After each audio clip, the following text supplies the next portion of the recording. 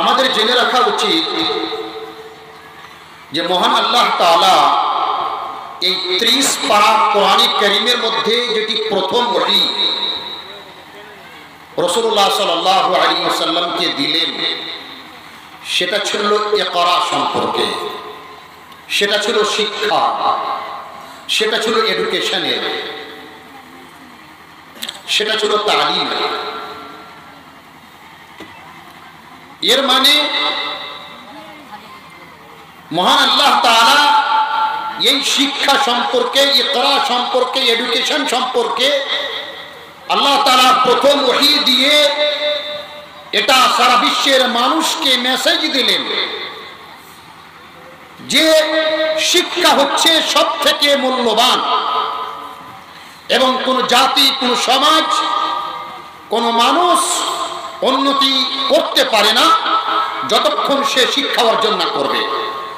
এবং বিশেষ করে মুসলমান যিনারা মুসলিম তিনারা যতক্ষণ পর্যন্ত কোরআন এবং হাদিসের শিক্ষা অর্জন না করবেন, ধর্মীয় শিক্ষা অর্জন না করবেন, শরীয়তের শিক্ষা অর্জন না করবেন, ততক্ষণ পর্যন্ত আল্লাহ তাআলার বিধানকে বুঝতে পারবেন না, ততক্ষণ পর্যন্ত আল্লাহ তাআলার পরিচয়কে জানতে পারবেন না, ততক্ষণ পর্যন্ত সঠিকভাবে আল্লাহ তাআলাকে ভয় করতে পারবে না। কারণ মহান আল্লাহ তাআলা বলেন ইন্নামা ইয়াখশাল্লাহা মিন ইবাদিহিল উলামা, আল্লাহ তাআলাকে যারা সব থেকে বেশি ভয় করেন তিনারা হচ্ছেন উলামা। এই পৃথিবীর মাটিতে, এই বিশাল পৃথিবীতে যারা সব থেকে বেশি আল্লাহ তাআলাকে ভয় করেন তিনারা হচ্ছেন উলামা, এটা মহান আল্লাহ তাআলা বলছেন। আজকে আমরা মুসলিম সমাজ, আজকে আমরা সাধারণ মানুষ, আমরা কিন্তু জ্ঞান না থাকার কারণে, সঠিক শিক্ষা না থাকার কারণে আমরা কিন্তু উলামায়ে কেরামের উপরে আমরা ক্রিটিসাইজ করে থাকি। আমরা কিন্তু উলামায়ে কেরামের বিরুদ্ধে আমরা কুচর্চা করে থাকি। জেনে রাখবেন এই উলামায়ে কেরাম হচ্ছেন আম্বিয়া কেরামদের ওয়ারিসিন। রাসূলুল্লাহ সাল্লাল্লাহু আলাইহি সাল্লাম বলেন আল উলামা ওয়ারাসাতুল আম্বিয়া, উলামায়ে কেরাম তিনার হচ্ছেন আম্বিয়া কেরামের ওয়ারিসিন। আর এই উলামায়ে কেরাম তিনারা টাকা পয়সার ওয়ারিস না, তিনারা হচ্ছেন দ্বীনের, ধর্মের, তিনারা হচ্ছেন ওয়ারিস। আজ আমরা ইসলামী প্রতিষ্ঠানগুলি, আজ আমরা ভাটলের মাটিতে, আমরা পশ্চিম বাংলার বিভিন্ন জায়গায়, আমরা ভারতবর্ষের বিভিন্ন জায়গায় যে ইসলামী শিক্ষা প্রতিষ্ঠানগুলি আমরা চালিয়ে থাকি, আমরা জনগণ যেগুলিকে আমরা দিবারাত্রি চালাচ্ছি, সেগুলো হচ্ছে শুধু ইসলামী শিক্ষা প্রতিষ্ঠান, যেখানে ধর্মের শিক্ষা দেওয়া হয়, যেখানে দুনিয়ার শিক্ষা দেওয়া হয়। কিন্তু আমাদেরকে জেনে রাখতে হবে যে ইসলাম যেখানে শিক্ষার চর্চা করেছে এবং শরীয়ত যেখানে শিক্ষার মর্যাদা বর্ণনা করেছে, যেখানে ইসলাম মর্যাদা বর্ণনা করেছে শিক্ষা, সেটা শিক্ষা শুধু হচ্ছে ইসলামী শিক্ষা, সেই শিক্ষা হচ্ছে শুধু শরীয়তের শিক্ষা। এর মানে এটা না যে শরীয়তের শিক্ষা ছাড়া যেগুলি দুনিয়ার জন্য শিক্ষা সেগুলো জায়েজ না, এটা কখনো আমি বলছি না। অবশ্যই জায়েজ, বাংলা, ইংলিশ, অঙ্ক এবং বিভিন্ন সাবজেক্ট পড়াটা অবশ্যই জায়েজ এবং বর্তমান যুগে কিছুটা দরকার। কিন্তু আমাদের উলামায়ে কেরামকে, আমাদের মুসলিম জাতিকে এটা মাথায় রাখতে হবে যে ইসলাম যে শিক্ষার মর্যাদা বর্ণনা করেছে, যেই মতো একটি হাদিস রাসূলুল্লাহ সাল্লাল্লাহু আলাইহি সাল্লাম বলেন খায়রুকুম মান তাআল্লামাল কুরআন ওয়া আল্লামা, তোমাদের মধ্যে সেই ব্যক্তি অতি উত্তম যেই ব্যক্তি কোরআনের শিক্ষা দেয় এবং যেই ছাত্র ছাত্রী কোরআনের শিক্ষা নেই, সে হচ্ছে অতি উত্তম ব্যক্তি। যার কারণে আমাদের সমাজকে জেনে রাখা উচিত, মুসলিম জাতিকে। আজকে আমরা আমাদের ছেলেদেরকে ডক্টর, ইঞ্জিনিয়ার করার জন্য আমরা খুবই বড় বড় স্বপ্ন দেখি। আমাদের পেটে, স্ত্রীর পেটে বাচ্চা আসার সঙ্গে সঙ্গেই আমাদের বড় বড় স্বপ্ন শুরু হয়ে যায়। আমি আমার ছেলেকে ডক্টর করব, ইঞ্জিনিয়ার করব, বৈজ্ঞানিক করব, সায়েন্টিস্ট করব।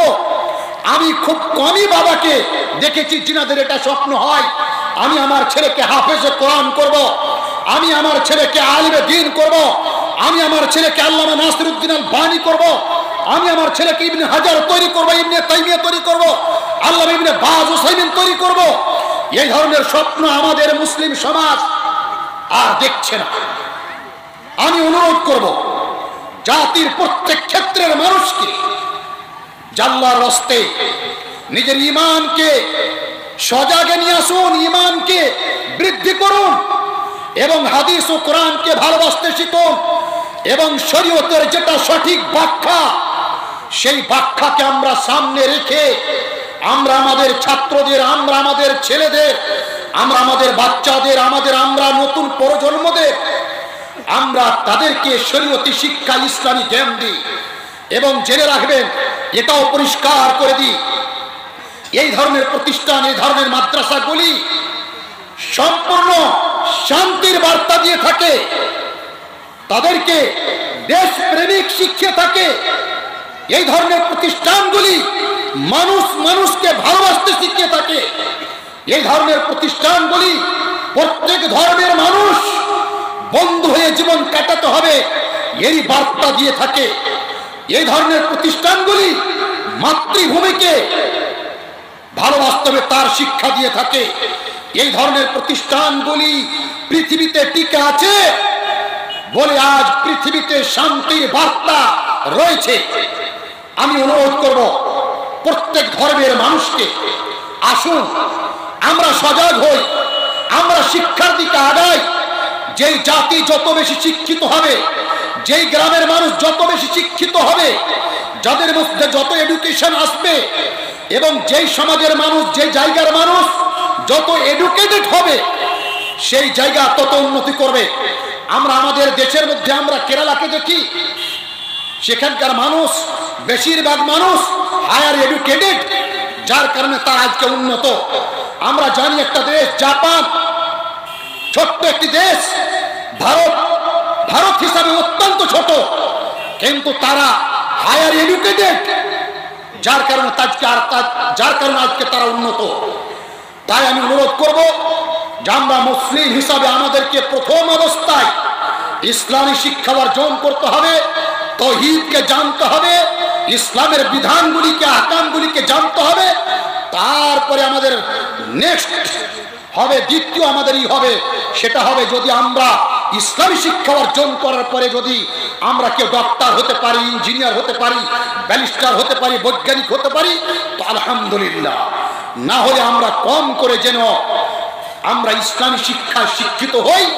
আর যার কারণে এই ভাটল মাদ্রাসা ইসলামী শিক্ষা কেন্দ্র, আমি অনুরোধ করব অত্র এলাকার প্রত্যেকটি মুসলিম ভাইদেরকে যে মন খুলে এই ধরনের প্রতিষ্ঠানে দান করুন, যাতে এই প্রতিষ্ঠান আরো উন্নতির দিকে এগিয়ে যায় এবং দিবারাত্রি প্রতিষ্ঠান উন্নতি করে, এ আশা রেখে আবার আমি এই ওলামায়ে কেরাম যিনারা উপস্থিত আছেন, এই কৃতিপক্ষ, জালসা কৃতিপক্ষ, মাদ্রাসা কৃতিপক্ষ, ইনাদের আমি শুকরিয়া আদায় করছি এবং এই বলে আমার আলোচনা শেষ করছি।